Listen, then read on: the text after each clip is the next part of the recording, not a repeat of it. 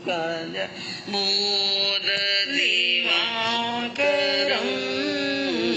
प्रतिदिनं प्रणमामि जिनेश्वरं प्रतिदिनं प्रणमामि जिनेश्वरं। एक झोली में फूल भरे हैं, एक झोली में कांटे, कोई कारण होगा, अरे कोई कारण होगा। एक झोली में फूल भरे, एक झोली में कांटे, कोई कारण होगा, कोई कारण होगा। तेरे वश में कुछ भी नहीं, ये तो बांटन वाला बांटे, कोई कारण होगा, अरे हाँ कारण होगा। तेरे वश में कुछ भी नहीं, ये बांटन वाला बांटे, कोई कारण होगा, अरे कोई कारण होगा। पहले बनती है तकदीरें, फिर बनते हैं शरीर। पहले बनती है तकदीरें, फिर बनते हैं शरीर। ये तो प्रभु की कारीगरी है, ये तो प्रभु की कारीगरी है। तू क्यों है गंभीर रे, कोई कारण होगा, अरे कोई कारण होगा। एक झोली में फूल भरे हैं, एक झोली में कांटे, कोई कारण होगा, अरे कोई कारण होगा। नाग भी डस ले तो मिल जाए किसी को जीवन दान। नाग भी डस ले तो मिल जाए किसी को जीवन दान। और चींटी से भी मिट सकता है, चींटी से भी मिट सकता है किसी का नाम निशान, रे कोई कारण होगा, अरे कोई कारण होगा। एक झोली में फूल भरे हैं, एक झोली में कांटे, कोई कारण होगा, अरे कोई कारण होगा। सर्वज्ञ सर्वदर्शी चरम तीर्थंकर अहिंसा के अवतार विश्व वंदनीय शासनपति श्रमण भगवान वर्तमान महावीर के पावन चरणों में कोटि कोटि वंदन। हृदय की अनंत अनंत आस्था के केंद्र, संयम धन के दाता, संसार सागर से तिरने का सन्मार्ग बताने वाले पूज्य गुरु भगवंत श्रमण सूर्य दिव्य विभूति 1008 श्री मरुधर केसरी मिश्रीमल जी महाराज साहब के पावन चरणों में कोटि कोटि वंदन। अहिंसा दिवाकर लोकमान्य संत शेरे राजस्थान वरिष्ठ प्रवर्तक पूज्य गुरुदेव श्री रूपचंद जी महाराज साहब के पावन चरणों में कोटि कोटि वंदन। मरुधरा भूषण संत शिरोमणि पूज्य प्रवर्तक गुरुदेव श्री सुकन मुनि जी महाराज साहब के पावन चरणों में कोटि कोटि वंदन।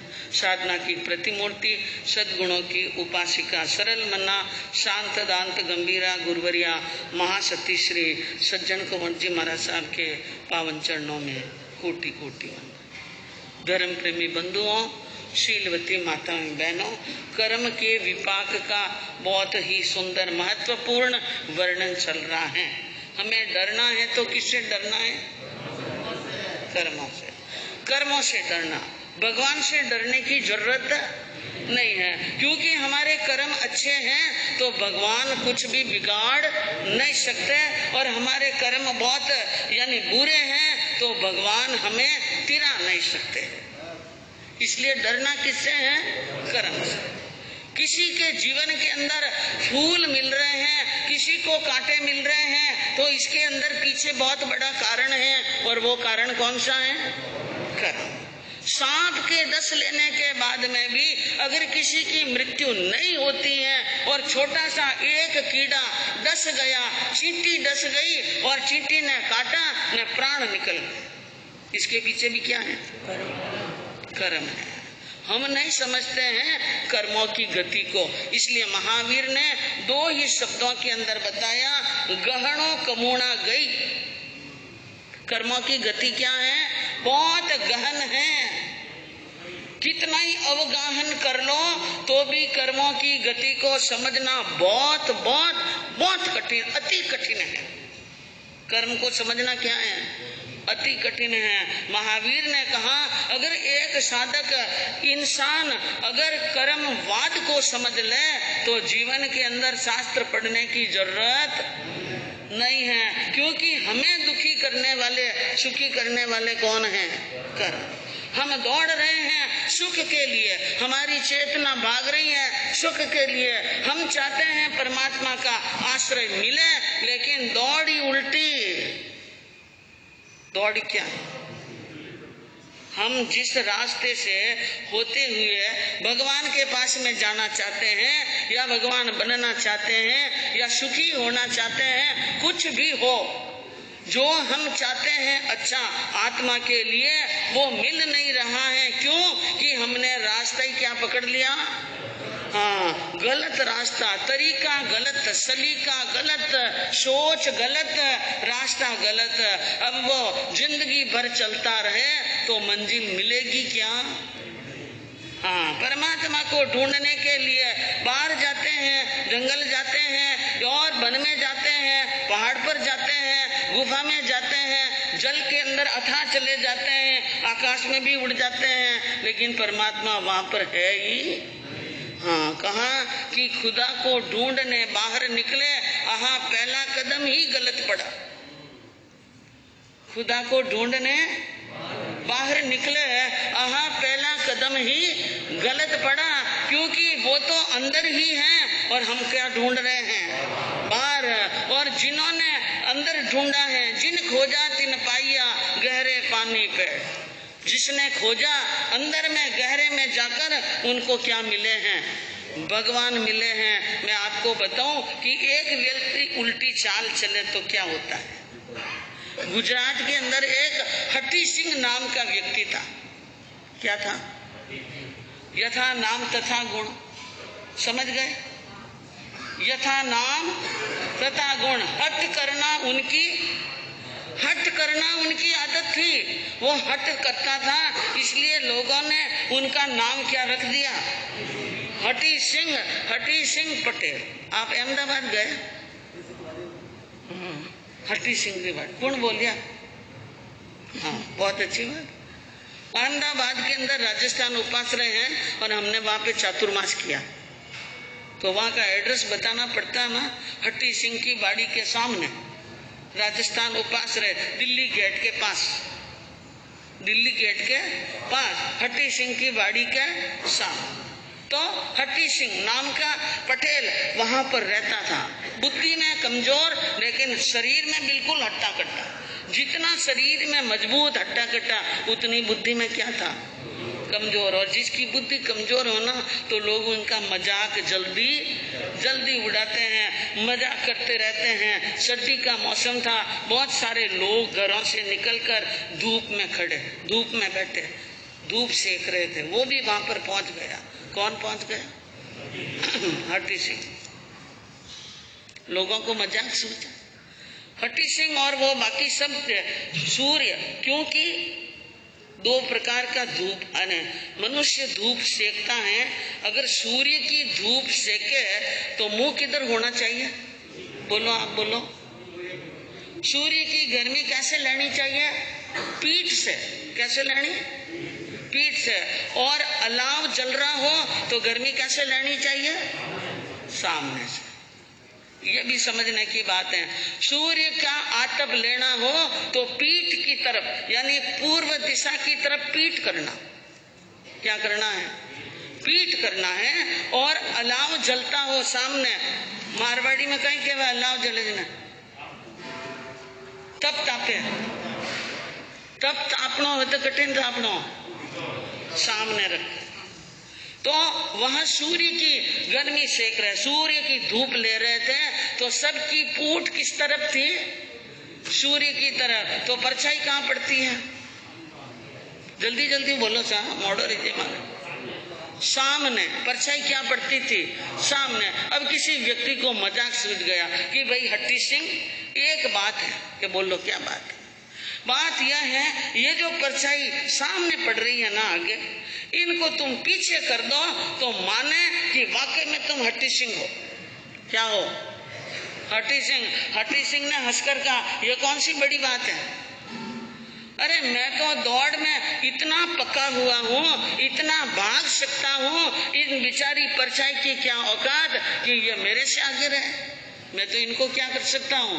पीछे करता हूँ। तो फिर बताओ करामत, और करो इसको पीछे तो जाने कि वास्तव में तुम क्या हो? हट्टी सिंह। अब देखो, हट्टी सिंह ने शर्त लगा दी और लोगों ने उनको उकसा दिया। अब हट्टी सिंह अपनी परछाई को पीछे करने के लिए भागने लगा। क्या करने लगा? भागने लगा। और जहां से भागता है तो परछाई सामने पड़ रही है, आगे आगे। अब वो भाग रहा है, भाग रहा है, भाग रहा है, इतना भागा, इतना भागा, कोसों की दूरी तय कर दी, लेकिन परछाई पीछे नहीं गई। हाँफने लगा, पसीना पसीना होने लगा, परछाई पीछे नहीं हुई और थकान भी आने लगी, हैरान परेशान हो गया, लेकिन छाया तो आगे की आगे पड़ रही है। उसने विचार किया, शर्त रखी है और शर्त को जीतना मेला, क्योंकि मैंने तो कई पदक जीत लिए दौड़ में। अब इस परछाई को तो पीछा करना है तो कर सकते हैं, लेकिन वो दौड़ रहा था मूर्खतापूर्ण दौड़, क्या कहना चाहिए उसको, ऐसे दौड़ रहा था। दौड़ते दौड़ते बहुत परेशान हो गया। सामने से आ रहे थे एक संत सहजानंद जी। कौन आ रहे थे? संत। उन्होंने कहा, पटेल साहब आज इतने क्यों दौड़ रहे हैं? अरे इतने क्यों भाग रहे हैं? कि शर्त रखी है और शर्त के अंदर मुझे जीतना है। किस बात की शर्त? कि परछाई को पीछे करनी। कि बस इतनी सी बात, परछाई को क्या करनी है? परछाई को पीछे करनी है। उन्होंने कहा रुको, दौड़ो मत, रुको रुको। रोक दिया उनको और पीठ के पीछे जाकर उनके दोनों कंधों पर हाथ रखकर यूं मोड़ दिया। कैसे मोड़ दिया? सूर्य के सामने कर लिया उसका मुंह। परछाई क्या चली गई? पीछे चली गई। कितना सा काम था, कितना सा काम था बोलो। ऐसा काम तो हम कई बार कर लेते हैं। बहुत छोटा सा काम, मुख मोड़ना। क्या मोड़ना है? कभी आपने मोड़ा? बोलो, कभी आपने मुख मोड़ा क्या? कोई लड़ाई झगड़ो रह गयो रहे तो घना ही मुंडा मोड़िया। हाँ, किन्हीं हाथे बहसबाजी रह जाए तो मुंडो मोड़ ला, लेकिन मुंह मोड़ना बहुत कठिन। ज्ञानियों ने कहा मुख मोड़ना क्या है? मुख मोड़ने का मतलब मुख नहीं मोड़ना, मन को मोड़ना। क्या मोड़ना है? और मन को कहां से मोड़ना? संसार से मोड़ना। और सन्मुख होना ज्ञान के। ज्ञान प्रकाश है। ज्ञान क्या है? प्रकाश। जैसे सूर्य के प्रकाश के सामने पटेल का मुख जाते ही परछाई क्या हो गई? पीछे। इसी प्रकार ज्ञान रूपी सूर्य के सामने जाते ही हमारी संसार रूपी परछाई पीछे हो जाती है और हमें सन्मार्ग मिल जाता है। लेकिन मन को मोड़ना बहुत, हाँ, मन को मोड़ना क्या है?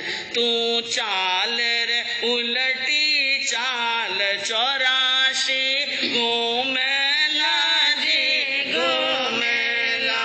तो चाल रे उलटी चाल 84 घूमेला जी घूमेला।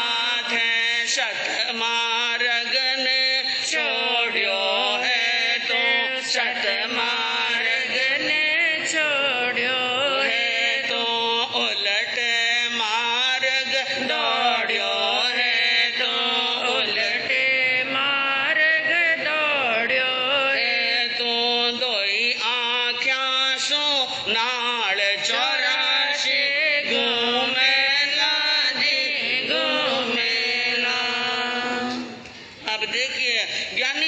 पुरुषों का कहना है कि तू चाले उल्टी चाल, हे मन, हे चेतन, हे भव्य आत्मा, तू उल्टी चाल चल रहा है। 84 घूमेला न घूमेला, एक बार नहीं कितनी बार घूमना पड़ सकता है, कई बार अनंत बार घूम गए ने अनंत बार घूमना पड़ सकता है। क्यों? मन को नहीं मोड़ा। किसको नहीं मोड़ा? मन को नहीं मोड़ा। मन को मोड़ा था मरुदेवी माता, मन को मोड़ा था मरुदेवी माता, हाथी रे हो दे केवल पाया, मन मोड़ो रे, मन मोड़ो रे, सजना मुक्ति मिलसी, मन मोड़ो रे। मन को मोड़ा था मरुदेवी माता ने, जो मोह के पथ पर भाग रहा था। बेटा बेटा कर रही थी, पुत्र पुत्र कर रही थी, उपालम के ऊपर उपालम दे रही थी, लेकिन ऋषभ जी ने सामने नहीं देखा। और माना मन के अंदर विचार आया, ये मेरे सामने नहीं देखता है तो क्या जरूरत है मुझे इनके लिए इतने विलाप करने की। किसका बेटा, किसका पोता, किसके घर न किसके बाप। एक ही तो मोह था ऋषभ देव से, और तो किसी से मोह नहीं था। बस मन मुड़ गया, मोह के रास्ते से मन मुड़ गया, इसलिए हाथी के होदे पर बैठे बैठे क्या हो गया, सामयिक में, अपसद में, साधुपणा में, श्रावकपणा में बैठ भी जावा जिंदगी भर तो ही केवल ज्ञान। हाँ, मन नहीं मुड़ियो, हल्का ही नहीं मुड़ियो। हाँ, मन मुड़ियो नहीं, मन मोड़ना है। अरे मन को मोड़ा था भरत महाराजा, मन को मोड़ा था भरत महाराजा, आरिसा भवन में केवल पाया, मन मोड़ो रे, मन मोड़ो रे, सजना मुक्ति मिलसी, मन मोड़ो रे। मन को मोड़ा था इलायची पुत्र ने, मन को मोड़ा था इलायची पुत्र ने, नाटक करता केवल पाया, मन मोड़ो रे। हमारे जैन साहित्य दर्शन के अंदर और आगमा के अंदर एक नहीं सैकड़ों उदाहरण हैं। मन को मोड़ा भरत महाराजा, और आरिसा भवन में क्या हो गया, हाँ, श्रृंगार कक्ष में श्रृंगार करने के लिए गए, शरीर को संवारने के लिए गए, न आत्मा का श्रृंगार कर लिया, मन को मोड़ दिया। एक अंगूठी नीचे गिर गई, अंगुली की शोभा गई। उन्होंने देखा, मैं तो समझ रहा था मैं इतना सुंदर हूँ, लेकिन मैं सुंदर नहीं हूँ, सुंदरता तो इस अंगूठी से थी। दूसरी उतारी, तीसरी उतारी, चौथी उतारी, गले का हार उतारा, मुकुट उतारा, और ऐसे करते करते कपड़े उतार दिए।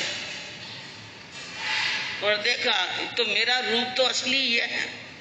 मारवाड़ी में कहावत है कि एक रूप आप रो, याद रखना, एक रूप आप रो, 100 रूप कपड़ो, 1000 रूप गहनो गांठो, और लाख रूप नखरो। मनुष्य का तो एक रूप है, कपड़ा पहनने के बाद में 100 गुना हो जाता है, और गहना पहनने के बाद में 1000 गुना, न फिर नखरा कर ले, नखरा करे ना भाई, तो लाख गुणों रूप।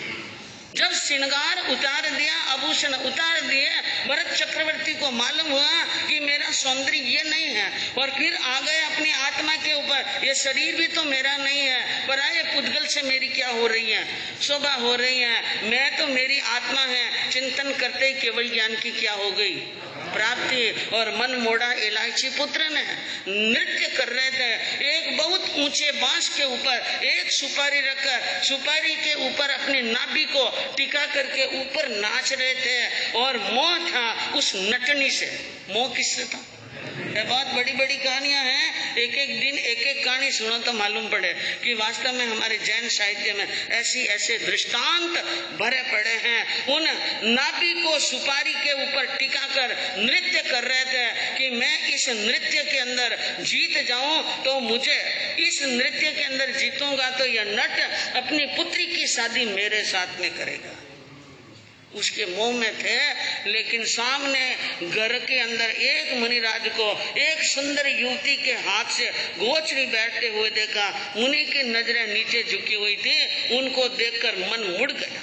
धिक्कार है मुझे, इतने वर्ष हो गए इन नट के साथ में रहते हुए इस एक लड़की के लिए, और इन मुनिराज को देखो जिनके सामने सर्वांग सुंदरी खड़ी है, लेकिन मन में किंचित भी राग नहीं है। दिया धिक्कारा और बांस के ऊपर नाचते नाचते क्या हो गया। हाँ, कभी अपन ही रही के भाई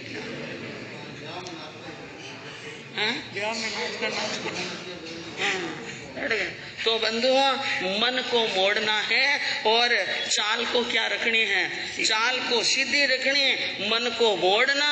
जिस दिन मन मुड़ जाएगा उस दिन हमारा जीवन सुधर जाएगा और आत्मा का क्या हो जाएगा, कल्याण। कल आपके सामने वर्णन चल रहा था कि पिता प्रहलाद सिंह जी ने और माता केतुमती ने अपने गुणवान पुत्र पवन कुमार को अपने पास में बुलाया और अंजना सती की बात को लेकर के उपालंब दिया और कहा, हे पुत्र, तूने अंजना के साथ में जो बुरा व्यवहार किया है उसके बारे में हमें खबर मिल चुकी है। तुम दोनों के बीच में बोलचाल नहीं है, प्रेम नहीं है, यह खबर पूरी रतनपुरी के अंदर फैली हुई है और तूने हमारे दिए हुए 500 गांवों को ले लिया, भंडार और भूषण ले लिया, यह सब क्या बात है, समझाओ। तो कुमार ने क्या कहा, आप अंजना के बारे में मुझे कुछ भी ना पूछो तो ठीक है, मैं अंजना के बारे में एक शब्द भी कहने के लिए तैयार नहीं हूँ। आपकी सारी बातें शिरोधार्य करता हूँ, आपकी सब आज्ञा शिरोधार्य करता हूँ, लेकिन अंजना के बारे में मत पूछो। अगर आपने और पूछा और मैंने जवाब न देकर आपकी धृष्टता कर ली, इससे अच्छा तो मैं मरना क्या कर लूँ।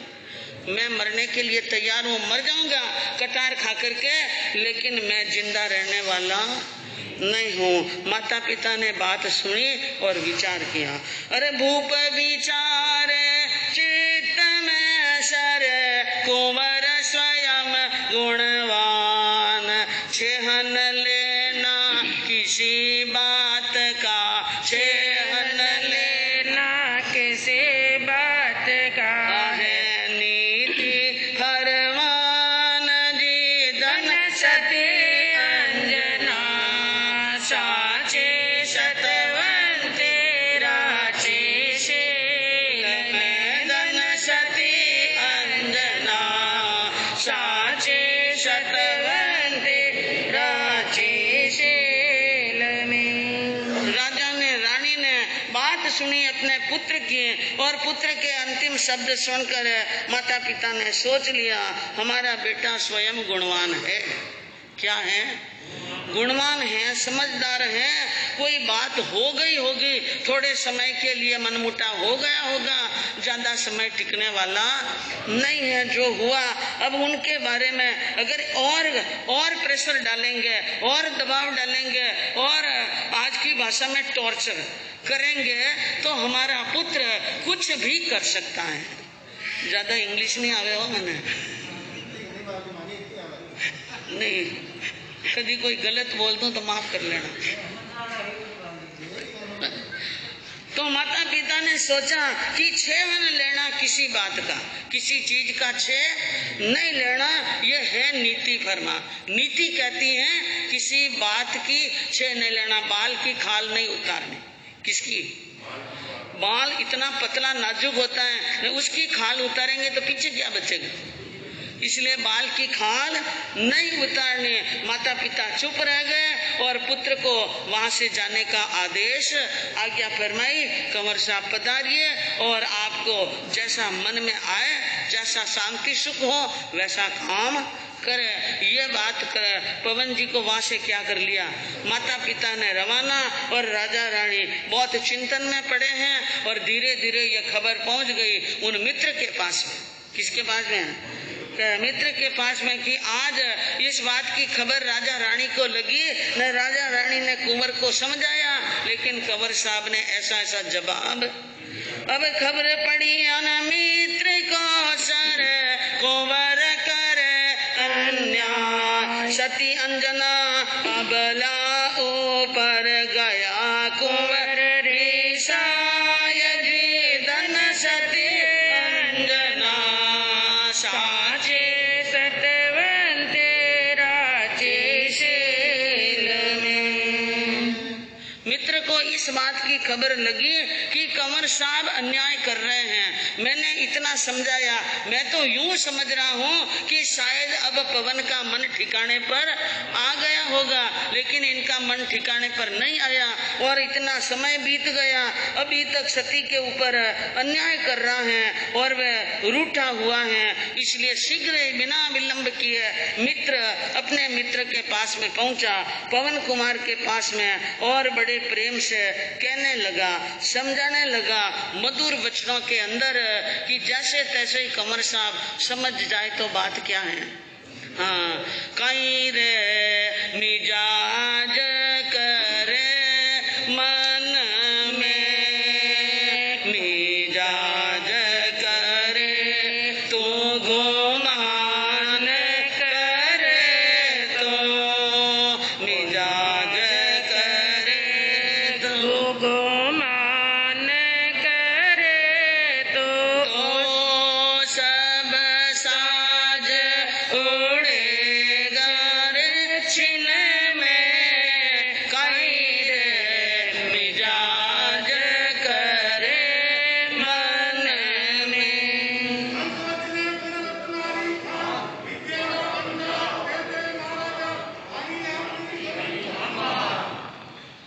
कुमार को उनके मित्र ने समझाया और कहा कि हे मित्र, तू किस बात का मिजाज करता है?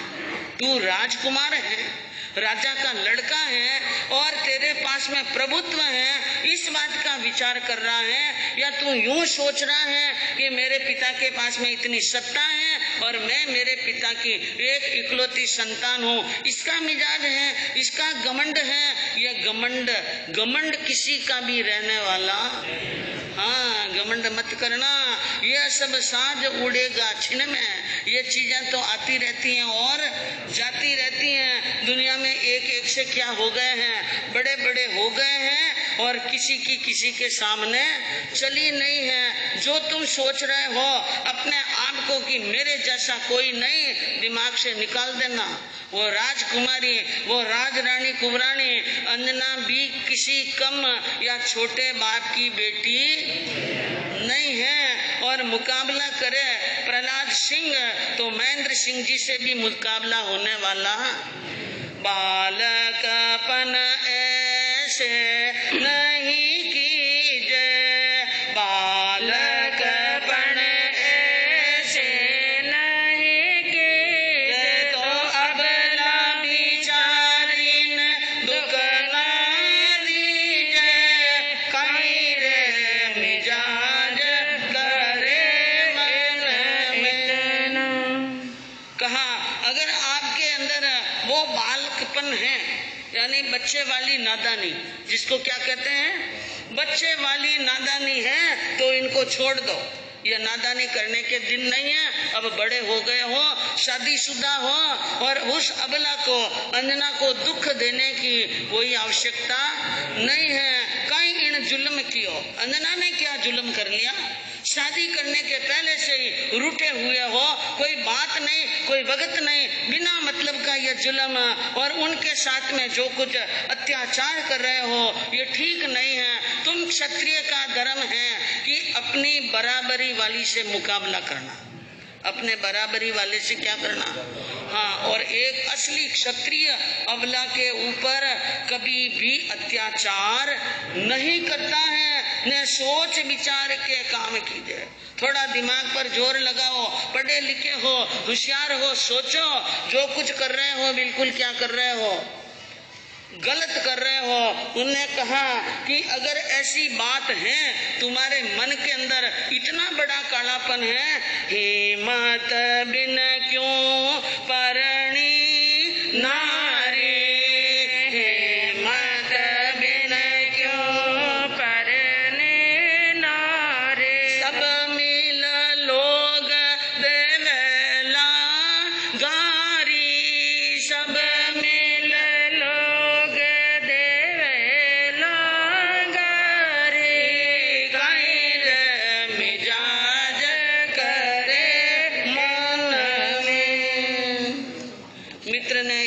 छोटी सी कड़वी बात कह दी कि अगर हिम्मत नहीं थी पत्नी को अच्छी तरह से सार संभाल करने की, रखने की, तो शादी करने की क्या जरूरत थी?